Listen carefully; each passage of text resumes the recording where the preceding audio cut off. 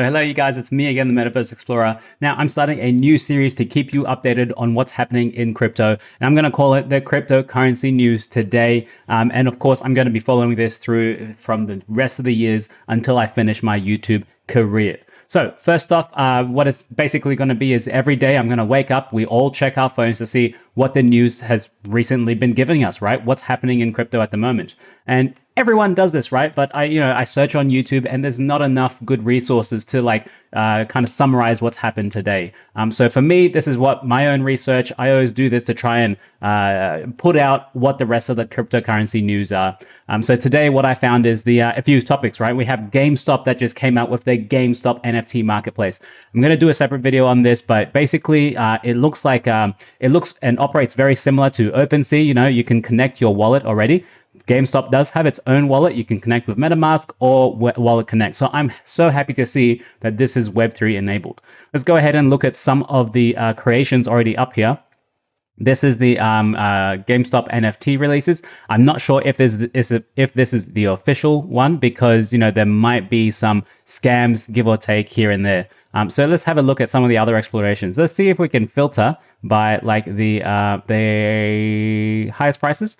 USA collection, don't know them. Frequencies, I don't know any of these guys in the marketplace, right? But I'm sure there are some little small gems that might be coming around in this collection. There's only 222 collections, to be honest, so it's still super early, right? I wonder if they have a good creating onboard process to get people on. And I saw this as well, which kind of took my eye, which was Cybercrew, and really reminds me of Star Atlas, to be honest. Pretty cool. I wonder what it's actually about. So I just wanted to show you, GameStop has recently just come out with their NFT marketplace. It's really good. Now they will be doing an Immutable X kind of partnership / collaboration. There is a grant program that's currently about to start, so you can click there to see more. And basically, we all know about Illuvium, we know about Gods Unchained, Guild of Guardians, Ember Sword, Planet Quest, and there's a whole bunch of other games still going onto Immutable X. And so far, I think the two blockchains that are highly associated with gaming is Solana and Immutable X. Polygon, not so much. They focus on the technology a bit more, but at the moment, I think it's Solana, which is going to be the mobile phone games, and then Immutable X, maybe desktop or kind of like a PC games. So that's what I'm seeing at the moment. Let's move on to the next news today that I saw was Solana starting out its next hackathon. We've had a whole bunch of different hackathons. And remember StepN, if you guys know StepN, they recently won like 2 hackathons ago. And look how popular they got. So these are the places for you to get started and know the projects that are building on the blockchains. Let's have a look at their video, which I love. You think the bear market is our ally? You merely adopted the bear. We were born in it. I love it. Molded by it.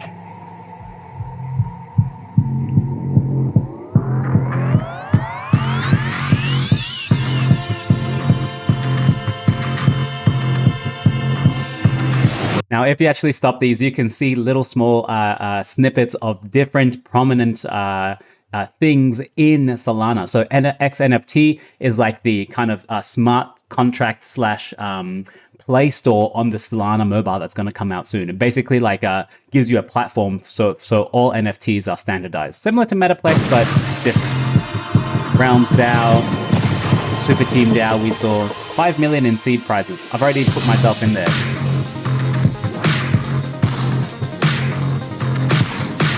Payments presented by Stripe. Gaming by Fractal. I'm the Fractal streamer now, by the way. DAOs by Great Protocol. Web3 by Brave. Nice. And of course, the Solana mobile stack.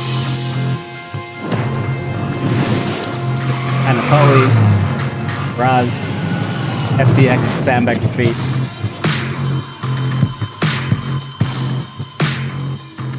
Really good music, right? Really good music. So I'm super excited for this hackathon to now be started. I'm very, very happy with this. I'm going to go around and see what projects are actually building here so that we can keep on track with them as well.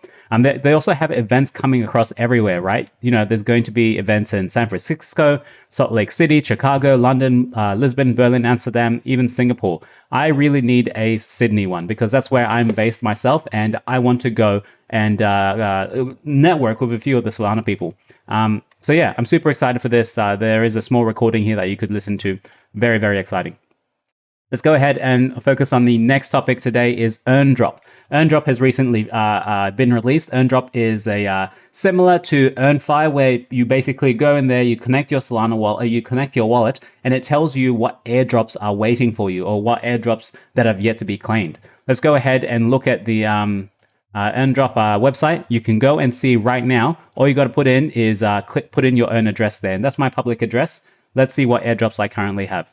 Available airdrops, I've got, I claimed one, I claimed another one, and that's it. So far, no airdrops to claim. That's it. So, you know, this was really a great tool when the airdrop season and airdrops were happening so much. Not so much now because everyone's alone in the space, right? They're like, even if you airdrop lots of tokens, people are just going to sell these tokens on the market, especially right now in the bear market, where lots of people have lost their UST and lost like their funds that they were saving, right? And just like myself, I lost a lot of funds, so I have to build my capital back up, right? Yeah, I think at the moment, giving airdrops is like a death sentence for your token. Everyone's just going to sell it, and it's not going to have any good effect at the moment. So airdrops is still a good tool for use. They're not sponsored, you know, so you can just go ahead and see if you have any airdrops waiting for you. Next up is CZ. Now, CZ is the CEO of Binance. He just recently tweeted something that was like super big for the ecosystem. So they have a team that focuses on the blockchain and kind of monitors what happens in and around the blockchain to see if there's anything suspicious happening. Now, he just tweeted, "Our threat intel detected a potential exploit on Uniswap v3 on the Ethereum blockchain. The hacker has stolen 4,295 ETH so far, and they're being laundered through Tornado Cash. Can someone identify it?" And the team did get back to him and say, you know, we've identified this as well. It seems to be someone was dropping tokens to Uniswap v3 holders, LP holders, and that when they interacted with that was able to transfer their funds out. But he said, one of the 2 tokens we listed without requiring direct contact info of the project team. This is where we should have been useful. So far, it seems like the threat level has de-escalated at the moment. So I would recommend just don't interact with anything new that is in your wallet. It's the bear market. Hackers are very desperate to drain your funds right now. They really want your funds. So be cautious. Have a hardware wallet. You know, if you have a hardware wallet, you know, it gives you one extra barrier. Like, do you really want to do that transaction? Is it worth it getting out your hardware wallet and getting your seed phrase and everything? So yeah, at the moment, this threat level has been decreased. So, you know, there's threats all around crypto. It's going crazy at the moment. Next up is the 3AC founders. These guys are ghosting the rest of crypto. They're ghosting the lenders. They're ghosting the insurers. They're ghosting everyone. Even the lawyers are really starting to say, "Hey, where the hell are you guys?" Yeah, they've actually left. Right? Let's say there's 3AC founders in hiding. Offices are abandoned. Homes are abandoned as court filing cites fear that assets may be disposed of. Now, this could create another cascade of liquidations because 3AC still had assets, right? They still had tokens in and around the crypto community. Yeah, so they still had assets in and around the crypto community. So these assets are still held by other people. And so if 3AC isn't communicating with them, they're going to go ahead and sell all the assets because, hey, we need our liquidity back and you have all these tokens. You're not telling us what to do with them. You're nowhere to be found. What the hell do you want us to do with these tokens? We're just going to sell them and kind of claw back the money that you owe us because we know that you are now in bankruptcy and you cannot give us the money that you owe. What else are they going to do? Okay, so this is still a giant ongoing problem. This is going to be a huge huge kind of liquidating cascade problem that might be happening. This added on top of the Mount Gox being released, the Mount Gox coins being released. The Mount Gox was an exchange. It was Magic the Gathering. When crypto first started, it was handling like 70% of the entire Bitcoin volume. And kind of it has like 4% of the entire circulating supply. Something crazy, right? All of these coins are now slated to be given back to people who were owed it because it got hacked ages ago. And people are, and for the last 8 years, 10 years, people have been riding on this fear. Every couple of years, it comes back to say, oh, these cryptos are going to be sold on market. Oh, it's going to reduce the price. Yeah, sure, fine, it'll reduce the price. But hey, there are people out there like myself who are waiting for a lower price BTC so we can still buy them off you.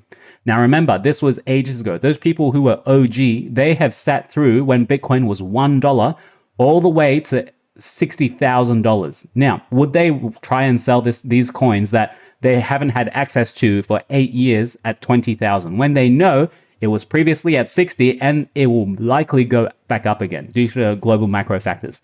I think a giant majority of them are actually not going to sell. Even if some of them sell, the market can still absorb it, because we saw Celsius and we saw UST trying to unwind all their positions, and that brought us down from 30K down to 20K. And they are giant institutions, right? They had nearly like maybe 1/3 or maybe half of the amount of Mt. Gox. So there's still lots of room to wiggle here. Next up, I'm going to talk about is the Sui blockchain. This is a new layer 1 that is just starting right now. And I wanted to show it to you guys because I'm interested in mainly layer 1s. I've learned within my crypto time that your safer bets, on the risk curve, the safer bets are usually the layer 1 blockchains, because if you're bullish on a token on the layer 1 blockchain, that token on the layer 1 blockchain has to depend on the layer 1 for security or consensus or some other mechanism, right? So most of the time, the value accrual comes to the main layer 1 blockchain before it goes to the base token. So the coin I usually likes are layer 1s and not much else, to be honest. Because everything else you can earn. If it's a Uniswap token, you can earn these tokens, right, through governance, whatever. This is Sui. They've got a website. We can go and have a look at it. But basically, this is a thread by Trace, and it looks okay so far. Now, the one thing that really caught my eye is building and extending on years of research at Meta. So this is highly related to Diem and the Libra. The two cryptocurrencies that had lots and lots of trouble. Sui is different from any blockchain we've seen. We'll see. To start, blockchain is extremely highly performance. Early results running Sui on MacBook Pro were able to process over 120K token transfers per second. Yeah, okay, but we have to see it. Where is it? You can see it. I don't see it. Key to Sui's performance is transaction parallelization. What they're saying is you run different parallels, different transactions in different kind of side channels, and they all allow massive scaling, so that even if lots of people come onto this lane, other people can come onto that lane. So there's less traffic overall, so you can push all the transactions. This is not bad. I really wanted to see more because there is we can even go to the website. I won't go through it too much right now because, it's a subject of another video. But for now, that's it. Let's continue with the last bit of news I have today is Arbitrum. So you guys know I was covering Arbitrum Odyssey very, very closely. At the moment, Arbitrum Odyssey has paused because they were waiting for Arbitrum something. Arbitrum, there was a second Nova or something, not Arbitrum Nova. A second kind of layer, second solution on top of Arbitrum to make it a bit easier to transact.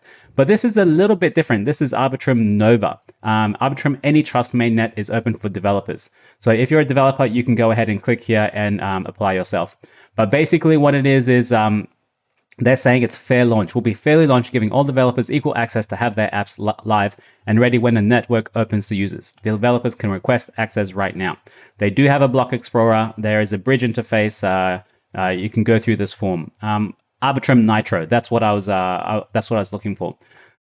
So I really need to learn myself what the difference between Arbitrum Nitro and Arbitrum Nova is, so that I can still experience and be a great Web3 participant on Arbitrum.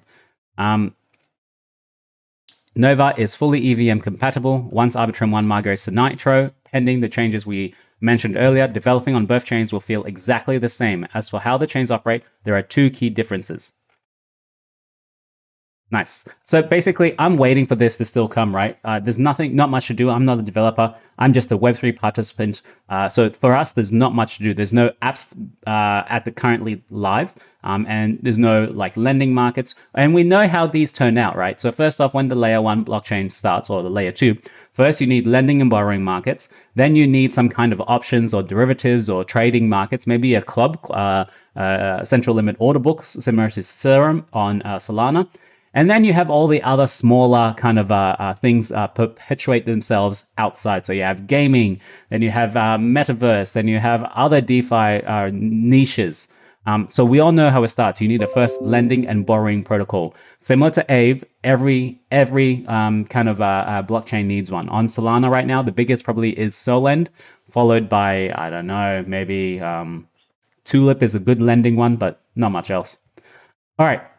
So that's it for now, guys. That's this news that I caught up on myself in crypto. Thank you very much for following me, for liking this video, and keeping up to date on what's happening in crypto. I'll try and do these videos maybe once every 2 days to update myself on what's happening in crypto so that we can all participate in Web3. That's it for now. Ciao.